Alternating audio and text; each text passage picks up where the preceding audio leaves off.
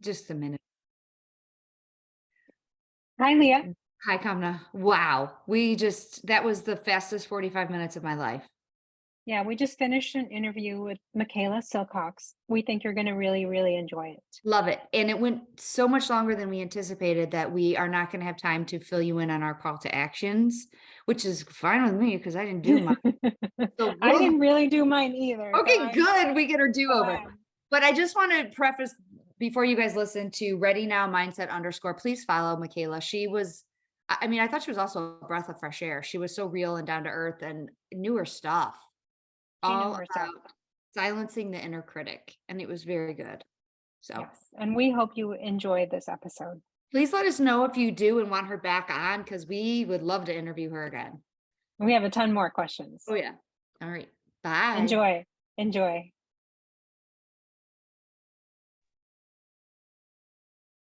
Hi, Leah. Hi, Kamna. I am so excited today. We have a special guest. I know, and I'm nervous. I don't know why I'm getting nervous for this one. Go on. We are excited to welcome Michaela Silcox. She is a mindset coach, and our focus today is going to be talking about quieting the inner critic. We are really excited to have you with us today. You're Thank welcome. you. Thank you. I'm so honored to be here, you guys. I'm just so excited. And silencing the inner critic, not only my own personal journey, but this has been potentially the biggest transformation that I can see even in my clients' lives as well. I can't wait to dig in deep. I have a whole list of questions for you. So, tell us a little bit about how you got to this point in your career. Yeah. So I was a corporate employee. My identity was kind of in my corporate career, and I actually spent 15 years in corporate America in the healthcare sector, Fortune 20 company, one of the largest healthcare companies in the world. And I eventually ended up in a state of burnout, like so many women oftentimes do. And it really was a journey that, to be honest, like I thought was my fault. Like I constantly thought I was doing something wrong Oh, and feeling so stressed. And what I found is I was looking at everyone around me and kind of judging my assumption of how they felt, right? So if someone's exuding confidence, even if I could exude confidence externally, inside I was like, oh my gosh, their confidence is for real. Like, why am I stressed out? Why?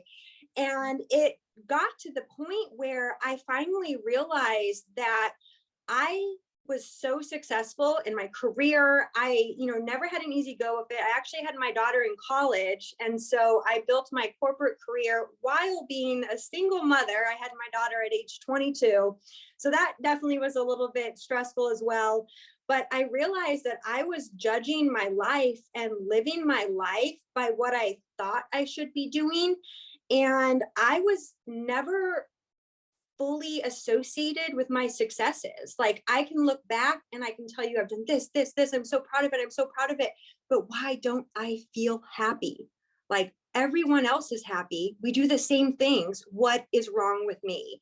And that was really what led me to my current role as a mindset coach. I opened a company, Ready Now Mindset, because once I was able to go through my own transformation, I was just so lit up and passionate about not wanting another woman to spend years of their life having this vision in their head, but feeling like their reality was less than.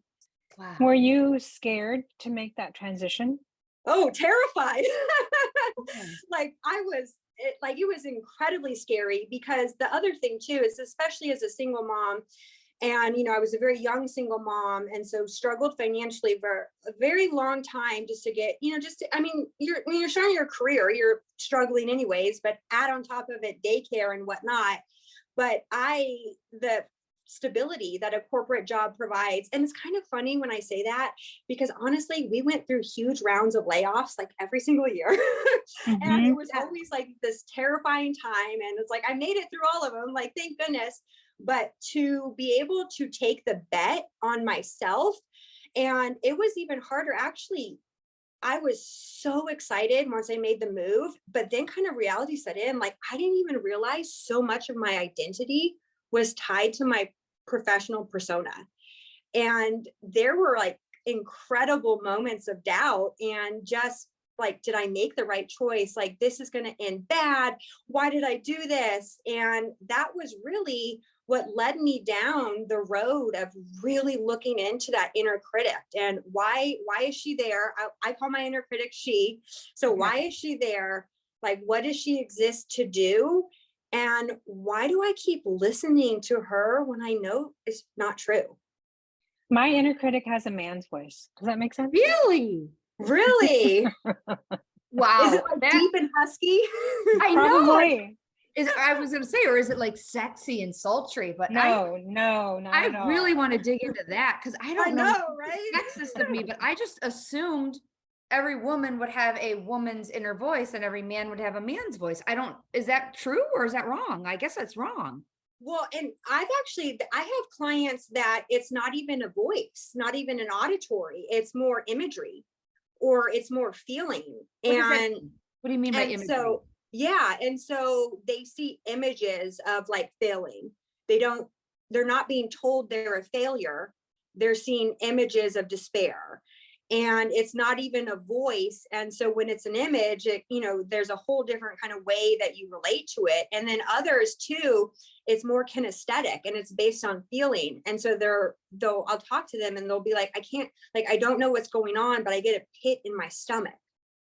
Or I get tightness, like my heart like beats, like a lot of anxiety type symptoms, or I just can't catch my breath. And it doesn't even manifest as a voice. So Wow. do you think that everybody, people who have this inner critic that's really loud, is it different for everybody is what you're saying? Yeah. And I think, a lot of it has to do with past experiences too. And I would at some point love to talk about your male inner critic and unpack that. We can save that for another time. But a lot of it, stems from limiting beliefs that we have conditioned ourselves for over the years.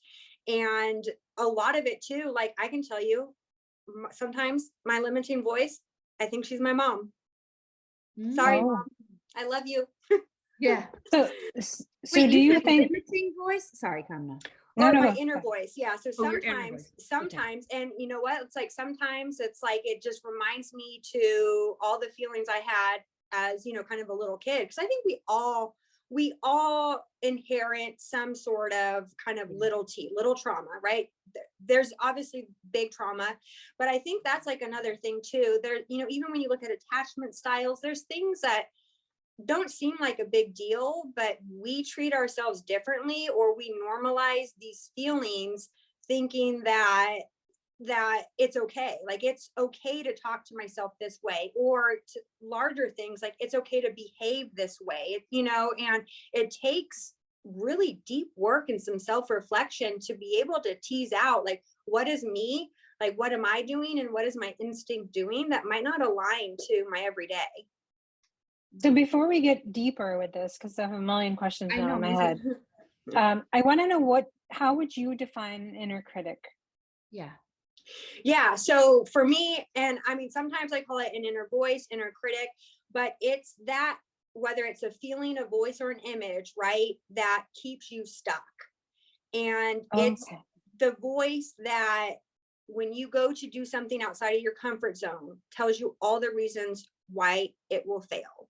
Or if you have a thought that's different from someone else, it's like people are going to judge you. Why would you think that way? And obviously for me, mine's verbal, right? But that could be imagery, that could be just feelings within the body that kind of resonate. But it's anything that disseminates and amplifies limiting beliefs. Where do you think the origin of inner critic is? So I love that question, because the first thing I do when I work with clients is understanding the origin of the inner critic and being able to appreciate it. Because the inner critic, it's actually really more so controlled by the reptilian brain or the primitive brain, which is the most ancient part of our brain. and it controls our basic instincts. It controls like habitual behavior, like breathing and heartbeat. So thank God we have that piece, right? Because we don't have to sit here all day and be like, breathe, heartbeat, right? Yeah. But it also controls the fight or flight and basic instinct of survival. And so what happens is the inner critic, or the reptilian part of our brain, it wants to keep us safe.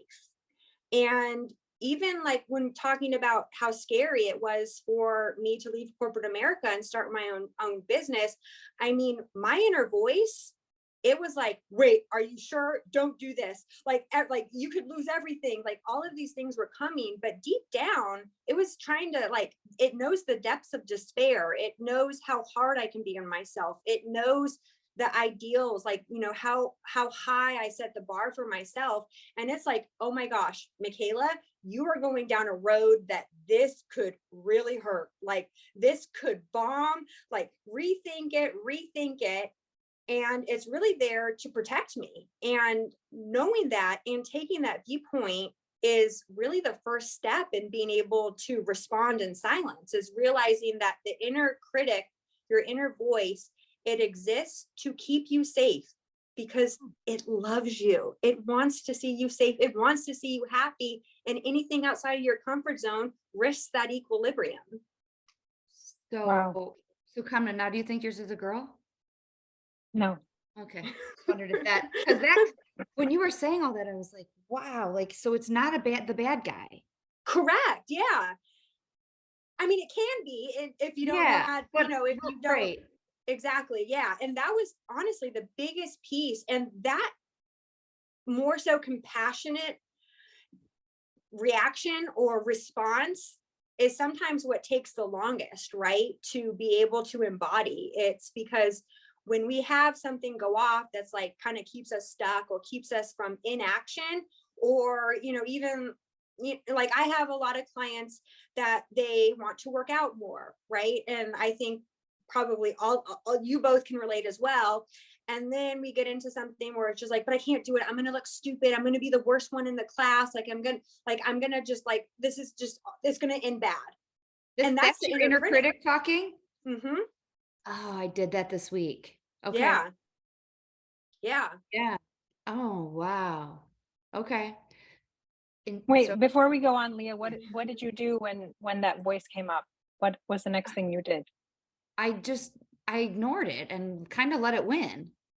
You let it win? I'm sure, because I didn't end up doing what I was like, God, I Mhm. don't want to lift the weights because I feel like such a baby doing 3 pounds again. Like what a loser I am. Like, I don't know if I use the word loser, but I remember saying what a wimp. And in my head, like I didn't say these things out loud, like, ugh, how embarrassing that I had to go back to the 3 pounds. Mhm. And then I just let it win, I guess, because I didn't make the attempt to do it. I didn't talk back to it. I just kind of let it. I guess maybe I went, yeah, you're right. Oh, Maybe. Is that normal to just say, yeah, That's you're right? very normal. Okay. That's very normal. And I mean, as much as I love to empower women to silence their inner critic, it's something, it's an everyday struggle. Yeah. And I so think if normalizing it too, like it's beautiful, because so oftentimes we feel like we're the only ones that are our own worst enemy, right? And Right. I mean, I've had hundreds of conversations with women, and when I ask them what's keeping them in the way of their goals, I've never had a single person ever not say it's just me. I mean, there's time, there's money, but you know, so the order might not be there, but I have literally never spoke to a single person that didn't just say, well, it's just me. I mean, I guess, right? Right. so if Leah was your client and she didn't do the workout she planned to do because of this inner critic, what would you tell her next? What's the Yeah. way to work through this? So I would ask her, so why do you think 3 pounds is too light?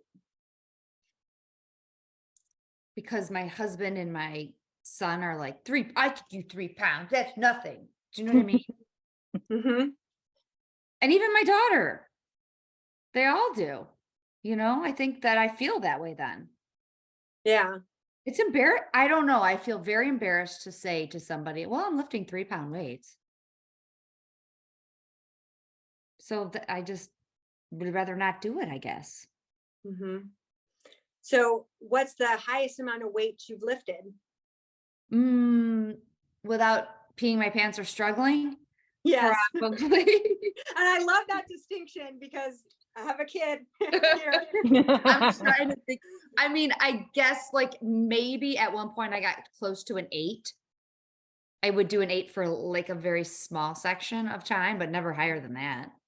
And how'd you build up to an 8? Slowly with the 3 and then the 5 and then yeah. Mhm. So what was it in those moments that you saw the 3-pound differently? I think I thought I was a wimp then too, and I don't know what was different then. I think I just did it then. It's interesting. I'll have to think about that. Mhm. But So if okay, I have so many questions. I know. Is there a personality type that has a louder inner critic than another? So I haven't necessarily found it related to personality type. I have worked with, I mean, if I just generalize introvert, extrovert, just for the sake of, Okay. not listing the millions of types of people, Sure. I have found introverts that have loud ones and silent ones. I have found extroverts that have silent ones and loud ones. I found, them both between images. And I think a lot of it has to do with how we've shaped the belief in ourselves. Mhm. Okay, I have another question from a conversation that I had had with somebody. Their inner critic was a person from their past. Like that's where Very, it stemmed from. Is that something very common. Yeah. is it? Yeah, and so that's where I would go down with you. That's where I would start to explore. But I mean, I even said before, like sometimes I think it's my mother, you Mm, know, and it's like for as much as I achieved, like there were definitely times where I felt like my mom had an idea of who her daughter should be, and I ticked every box for her, but it wasn't me, right? And there's a lot that I've been working for to kind of just like I'm enough as I am, like as I was, like like Yeah. I'm enough. I'm great. that's a hard step to get to. Yeah. So, Yeah, but your inner critic doesn't have to be somebody you know. correct. Okay. So I would say mine is more like me, like my inner critic. I usually think it's my own voice. Okay. Okay. Interesting. I think mine is too. Hmm. Before we get to the I want to ask you the steps of what you do. I know Leah had a bunch of questions that I Yeah. really My want to one get to. question is, are you born with an inner critic? Do you think?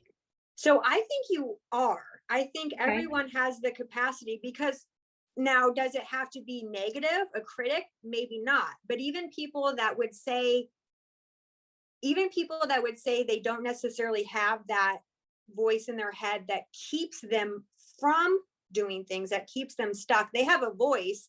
It's just they are a little bit more positive, and I think they are more attuned to empowering beliefs. You Okay, know, so that brings me to I was reading an article on your inner critic versus an inner coach. And this article said that we have both in our hmm. heads. We have our inner critic and our inner coach, but most of the time our inner critic is louder Yep. than the inner coach. So in that situation, are there people like that maybe there is an inner critic, but it's just quieter than their inner coach is just they've worked hard on developing it more? Or I mean, what do you think of that thought that there are two of them? Yeah, and I can definitely, and so that inner coach, and so there's a more evolved part of our brain as well. And so that's our prefrontal cortex. And that is what's responsible for higher cognitive functioning. So that's going to be like your memory, your thinking, your reasoning. And the biggest thing, I think it's related to a person's perception of their own safety, because if you're evaluating every decision and action as a potential threat, the inner critic's going to be like, wait, no, don't stop it, like I want you to be safe. But when you're in that growth mindset, as an example, right? And so when you're fueled by almost like the failure, right? When you see the vision and you can keep going, like you're not seeing it as a threat to your safety. You're seeing it as a necessary piece of development or necessary personal progress. And I mean, I've had times in my life where I feel like I had more of an inner coach. And, I think I waddled between the two, and a lot of it.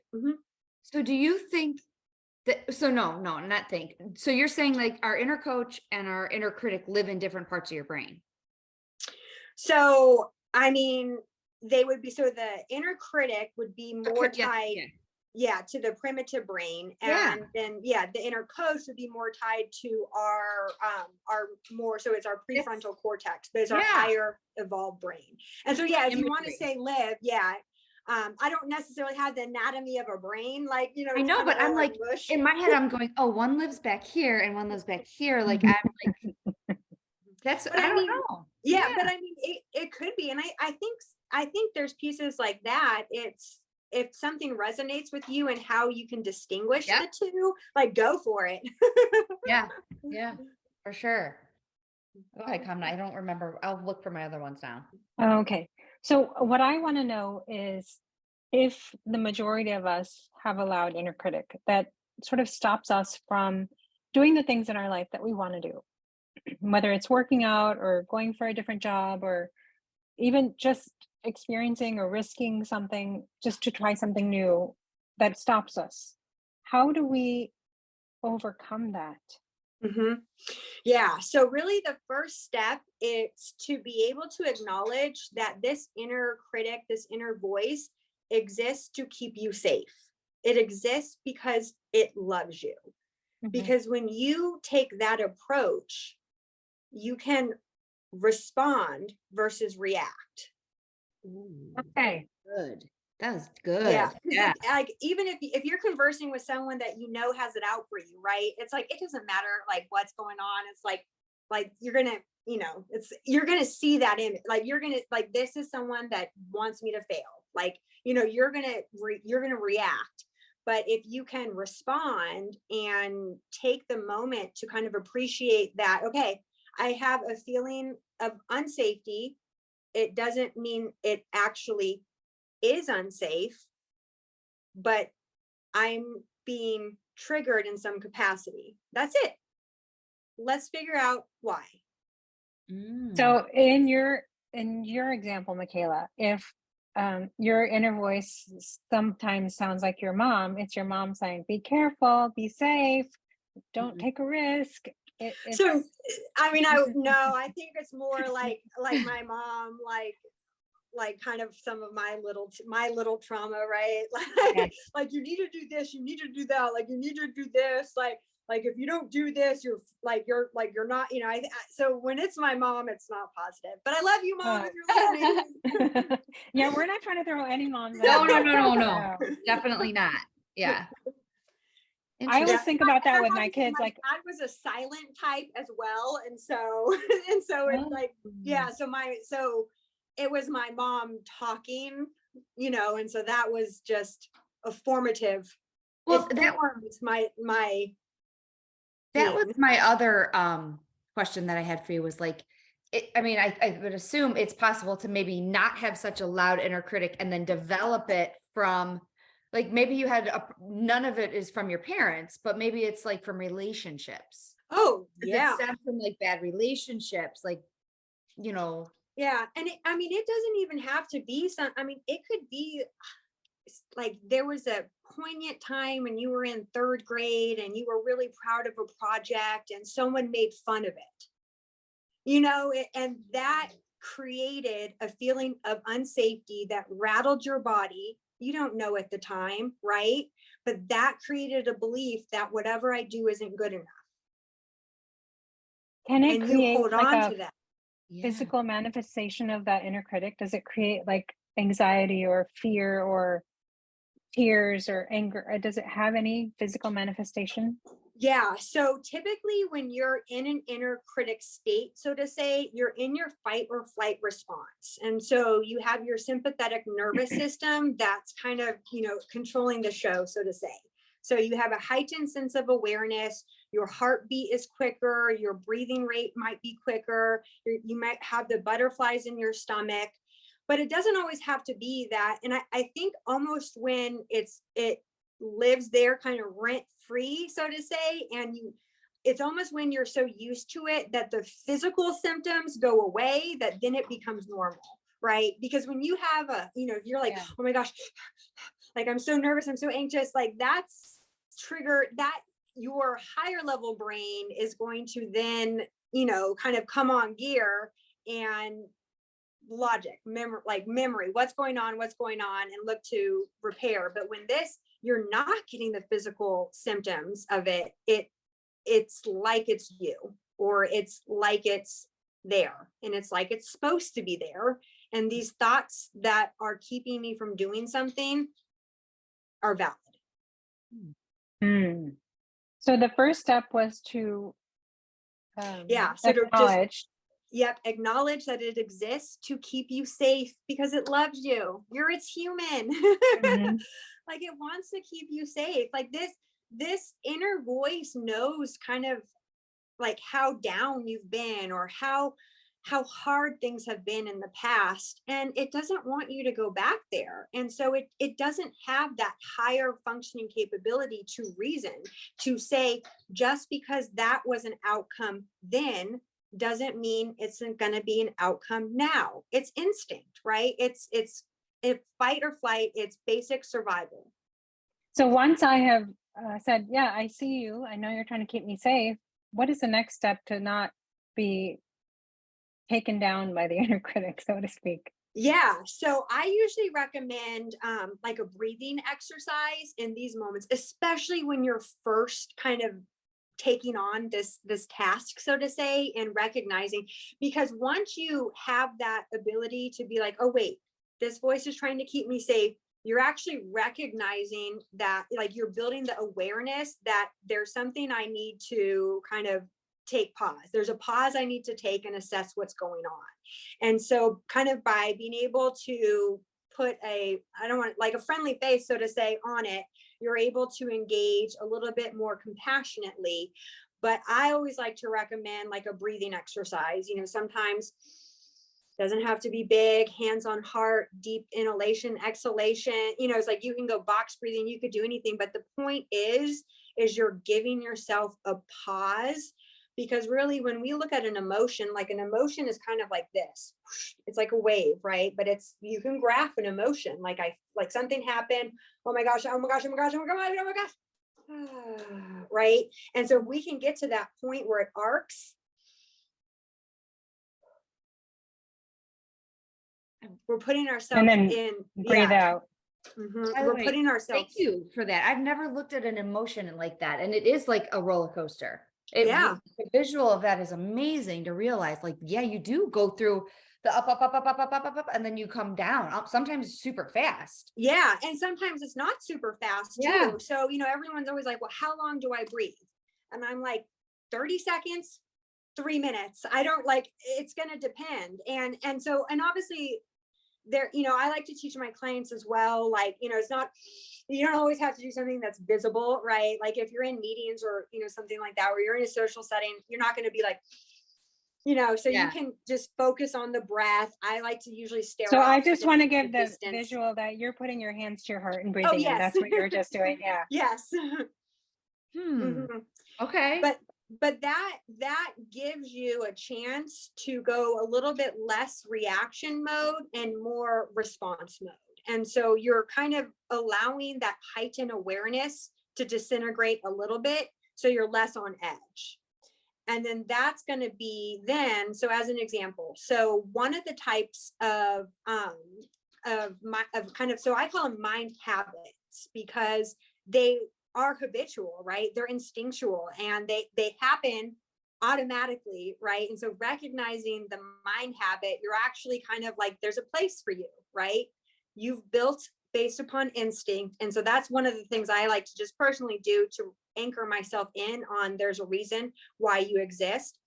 But then you're able to respond. But a very common one is like catastrophic thinking, right?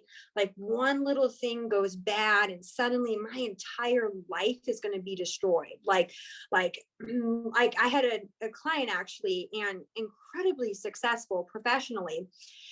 But every week, it was like this didn't meet up to what I thought. I'm going to get fired.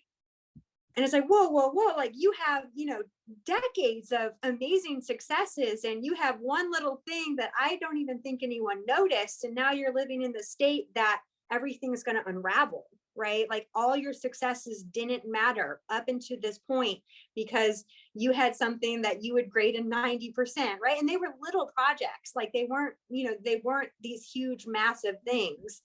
And so that's like just an idea of the catastrophic thinking. Like when you have that instinct, your inner voice is telling you the worst case scenario and not allowing any space for any alternative. It is only focusing on the worst case, and that's it. There's no other outcome than utter failure, than utter demise, than utter collapse. I want to kind of go back to this list we're creating because I want to make sure we get through at least the majority of the steps. So you acknowledge, you breathe, and then what comes after that? Yeah. So then I kind of like to, then it depends on kind of the capacity. So this catastrophic thinking, as an example, what I have found to be the quickest fix is ensure you're giving equal airtime to the other possibilities. Right. And so something as simple as, but also, right? So what else could happen? That's got to be hard. Oh, all of it is hard. Yeah. Like you say equal airtime. Like I'm just thinking in my head, like, I'm sure I've said something and then been like, well, I guess it won't happen, but oh my God, like they don't get equal airtime in my head. Right. My little voices don't. But Leah, this reminds me of the episode we did with what's the other side of the story? Like, what if you follow the other path? Right. What could happen if? Yeah. Go down that whole road. Yeah. Yeah. And I mean, it is very hard and it takes very deliberate commitment to work on addressing your inner critic in a way that it doesn't keep you stuck anymore. And that's, I mean, honestly, it's hard. And that's why so many of, because if it were easy, none of us would, Right. none of us, it wouldn't matter. And it takes, I mean, if you think about like all these thoughts, right, that are all of this kind of history of your life, right, that's making a sense of threat to you from a seemingly small, or maybe, obviously big as well, but you took years to program like yourself, right? It doesn't, you can't unprogram it by overnight, as much as we'd all like. It's a journey, just like health. It's a journey. Right. Is there any additional step, or is that the process? So, okay, so then there's another one, and then that's kind of like the all or nothing thinking. And when this one gets me, it's usually in the morning when I wanted to do something that I didn't, like I wanted to journal and I didn't, I wanted to go to the gym and I didn't, or like my daughter missed her butts. And suddenly I'm like, well, that's it. The entire day is ruined. Right. And so that's all or nothing. And so that's a very black and white way of thinking, and it removes any capacity to believe in the shades of gray. So something's either good or bad, positive or negative, hot or cold, red or white, I don't know.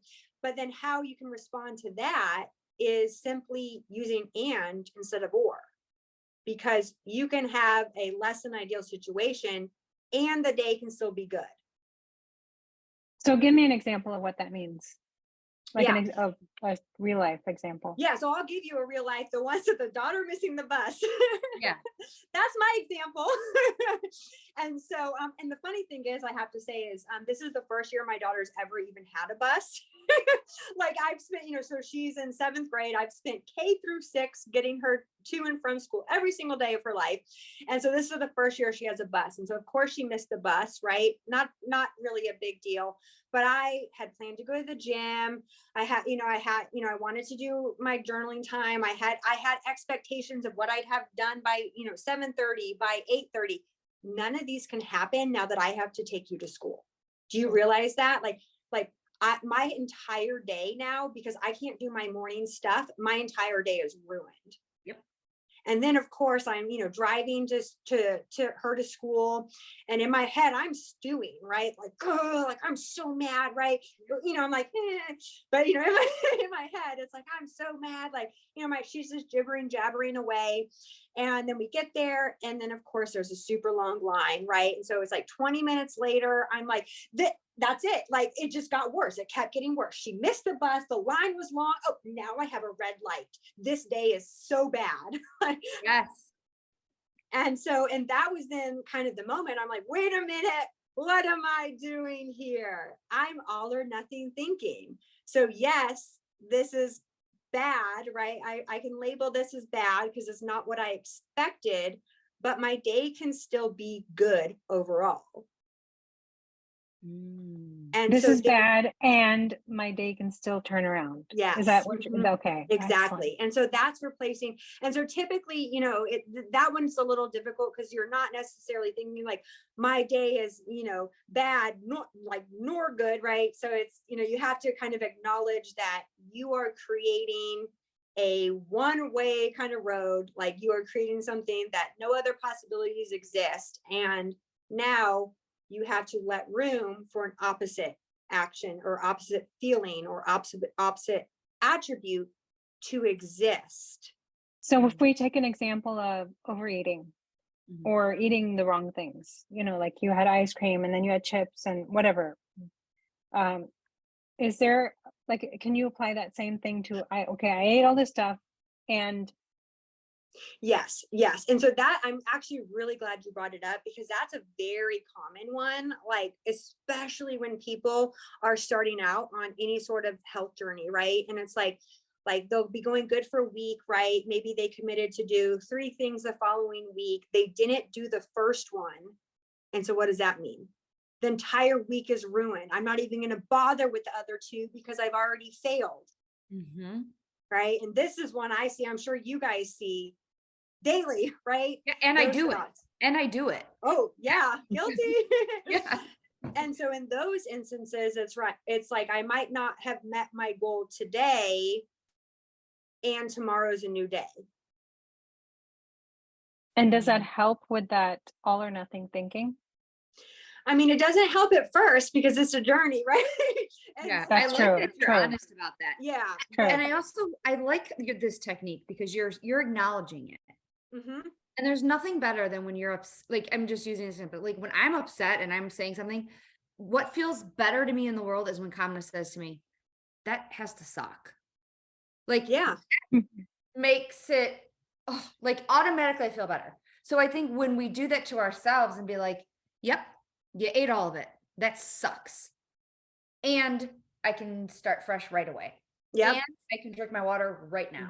Do you know what I mean? Yeah. I like that technique because you're acknowledging, yeah, you did suck, or yeah, you did whatever. You know what I mean? That's a really, and that's great. This one is hard too, because like we always struggle with kind of the ambiguity of things, right? Like I have a lot of clients who are like, I don't get it. Like I'm so overwhelmed, but I'm so like underwhelmed with my quality of life. Like, how can I be overwhelmed and underwhelmed at the same time? Oh, that's deep that I have to think on that. I can understand this. I don't know why. Yeah. And so that's one of like the biggest things that the majority of my clients come to me with, maybe not articulated that way, but it's like, how can I be doing all of these things, but I'm still not happy? How can I have so many things to do, but I'm still not, right? It's because you can have a lot of things to do and you can feel happy. Let's figure out how. So wonderful. Can I go back to when you were in corporate America? Do you think you were that overwhelmed and underwhelmed? Yeah. Good question. Yeah. Like, I'm just trying to dumb I it think down I for I myself. think I oscillated between the two because I mean there were periods where I was just highly engaged. I was the top of my game and I was as Yeah. confident as ever.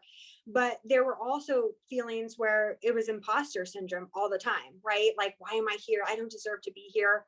And so I think, you know, but it's seasons too. Like I'm at least to the point where I'm okay existing in seasons of certainty and seasons of not. And that's how I actually know what I need to give myself, right? Like when I'm not feeling as confident, I need to do a little bit more mental work first. You know, I need to prioritize my working out because that helps me release my drop my cortisol levels and things. What do you mean by seasons? Well, I just mean it's like you're not, I mean, all of us, the thing about progress and journey, right? And Yeah. it's like we're going to feel so good, you know, and then all of a sudden something else is going to happen and it's going to cause us to doubt everything, right? Or maybe we just can't recognize how our same strengths can be applied in a different way. And I think that's another, you know, thing that makes health, wellness, mindset coaching so unique is that our clients are typically in a spot where they kind of reach the end, right? It's like end over the rope. Like I'm done. Like I'm overwhelmed. I'm burnt out. I have too much to do. I can't. And then there's almost like this relief, like, okay, I'm going to focus on myself. Like this is going to be great. And then all of a sudden, right, you focus on yourself and you're like, oh my gosh, I'm a horrible person. No wonder. Like, you know, and then you go through all these feels as we kind of engage in that self-reflection process and uncovering the biases or limiting beliefs we have on ourselves. And then we're great, right? It's like, oh my gosh, yes. And then all of a sudden, I don't know, your husband loses their job, your kid gets in a fight at school. You know, it's like anything can knock us off balance. And so when I say seasons, I just kind of mean like I've learned to accept that I might not be like this amazing version that I would love to be all the time, but that's okay because I've learned how to still find happiness in those moments. I love that analogy. I wrote down that your mind has seasons, and I've never put that together before. Mm-hmm. I mean, Yeah. I think maybe it's more for me because where we live, like we have defined seasons here. And now that I'm thinking about it, I think my mind has defined seasons as well. So that Yeah. really, Yeah. And even like the seasonal depression. Like, so this has been my last winter was my first real winter, right? Coming from Southern California now in Virginia. And oh my gosh, it's like, it's beautiful here during the spring, during the summer, but everything died.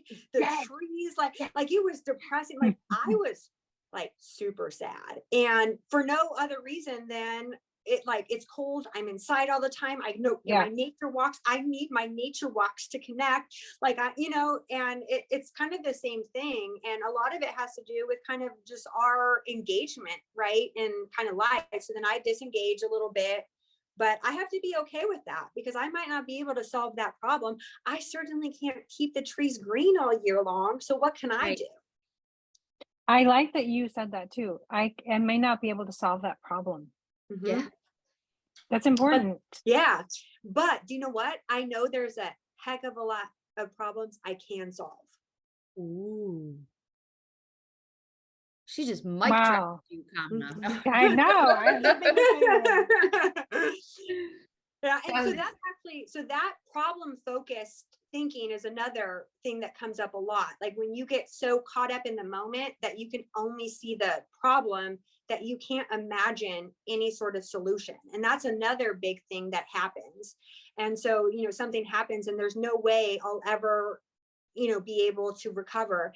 And I see this one, even little things. Like I had another client who broke a heirloom, right? And obviously right, it was like I think it was from either her mother or grandmother. It was devastating, right? And it was like I will never be able to replace this. The memories are gone. I will never be able to replace. I will never be able to replace. I will never be able to replace that. And like that, there's a lot of truth to that, right? It's like you're not, you know, something that is now in 100 pieces. But so what can you do? yes. that's Th- hard. it's really hard. Mhm. I think you have given us some really good direction of at least where to start. and I could talk to you for Oh my hours and God, I hours can't about believe this. how fast are we out of time? Yeah. Oh my God. I would, before we end, I really want you to give your contact and socials of where people can find you. Yeah, definitely. So I'm on Instagram at Ready Now Mindset _. And then you can find me on both Facebook and LinkedIn. My name, Michaela Silcox. But the other thing is, I actually have a free resource that goes over the mind habits we reviewed today and the few we didn't have time for. And so I would invite you all to download that.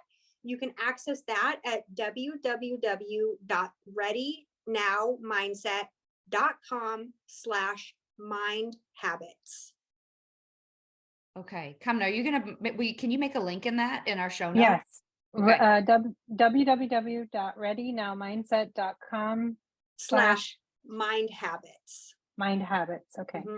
And so that reviews the 5 ones that I find most often with clients, and it also provides a quick fix for them. So it goes through like that, but also, or, and, not or. And so it, gives you all of that information. So if you want to rewatch it and take notes, you can just download the resource instead. Okay, so I have another question real quick. Just sorry. Yeah. Would you say equal men and women have inner mind critics, Oh, good question. or one more than the other? In your opinion, I know this is an opinion, and I know there's no Okay. fact here. So Yeah. this And is like, yeah. I personally think women have it more just from but I don't speak with as many men as I do women. And probably But- because men don't really want to, I would Yeah. call you before my husband would call you for Yeah. help. You know what I mean? And and I'm also from corporate America too, where the journey of a male is a lot different than the journey of a female, right? And so Yes. it's like and maybe this is things I still need to work through, but I look back and I'm like, that guy was so stupid, but he got at the front and spoke like he was the freaking Queen of England. Like, Yeah. so I think from kind of the conditioning, right? Like they're more competitive, Yes. they're more, Yeah. but I mean, that is my opinion. And so I'm kind of creating an assumption based upon what I see, but I have a tally of so many women I speak to. My tally is not as big for the men, so I can only speak from assumption. I figured that. I just wondered, like, maybe women share it more too. Do you know what I mean? Yeah. Yeah. For sure. Yeah. Yeah. Or maybe we listen to it more. Oh. Wow. Listen, if my husband's inner critic is my voice, he's not listening to it at all. I know, right? Tuned it out. He tuned it out 13 years ago. Yeah. Yeah. Like I'm like, he is just like, I can do anything. And I'm like, oh my gosh, what if I fail? Very, very true. Okay, so Michaela, you have to come back on again, and we have to dive into Kamna's male voice.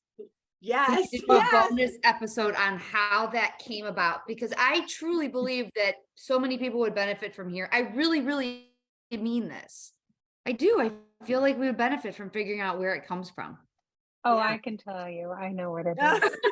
Maybe you think you know it. Yeah, but when you originally said male, you gave this sly smile, and I was like, she's got things going in there. She's making some connections. Like I could see it. Oh, I want to know more so much. So. I also want to know more about like the all or nothing thinking and the catastrophic thinking. And I mean, the questions are still like, the list is so long still for me. Mm-hmm. So we probably need to do another sit down. Yeah, I would absolutely love that. You guys are so much fun. Also, I want somebody to dumb down overwhelmed and underwhelmed at the same time for me. That is stuck in my head. So we need you back. You have to come back. I'm here. I'm there. Everybody, please make sure you go follow Michaela on Instagram and Facebook. And you said you're on those two, right? Yeah, and LinkedIn as well. LinkedIn. Okay. Yeah. Awesome. Yeah, thank you so much for being here. I've had so much fun. You guys are amazing. Thank you. Thank you. And we will talk to you soon. Sounds good. Bye. Bye.